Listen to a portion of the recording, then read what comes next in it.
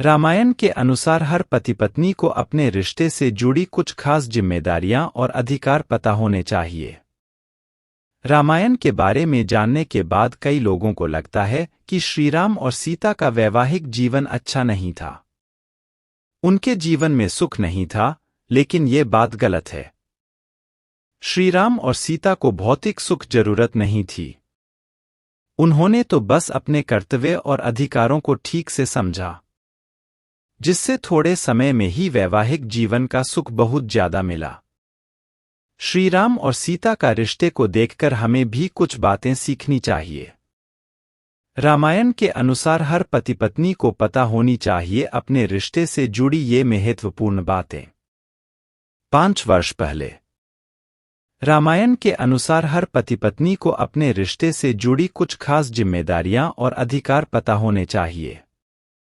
रामायण के बारे में जानने के बाद कई लोगों को लगता है कि श्रीराम और सीता का वैवाहिक जीवन अच्छा नहीं था। उनके जीवन में सुख नहीं था, लेकिन ये बात गलत है। श्रीराम और सीता को भौतिक सुख जरूरत नहीं थी। उन्होंने तो बस अपने कर्तव्य और अधिकारों को ठीक से समझा, जिससे थोड़े समय में ही वैवाहिक जीवन का सुख बहुत ज्यादा मिला। श्रीराम और सीता का रिश्ते को देखकर हमें भी कुछ बातें सीखनी चाहिए। रामायण के अनुसार पति पत्नी का रिश्ता कुछ ऐसा होना चाहिए। रामायण के अनुसार सीता से विवाह करके भगवान श्रीराम ने सफल वैवाहिक जीवन की नींव रखी।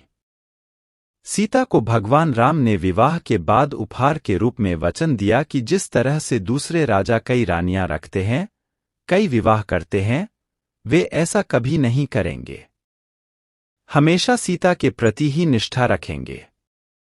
रामायण के अनुसार विवाह के पहले ही दिन एक दिव्य विचार आया। रिश्ते में भरोसे और आस्था का संचार हो गया।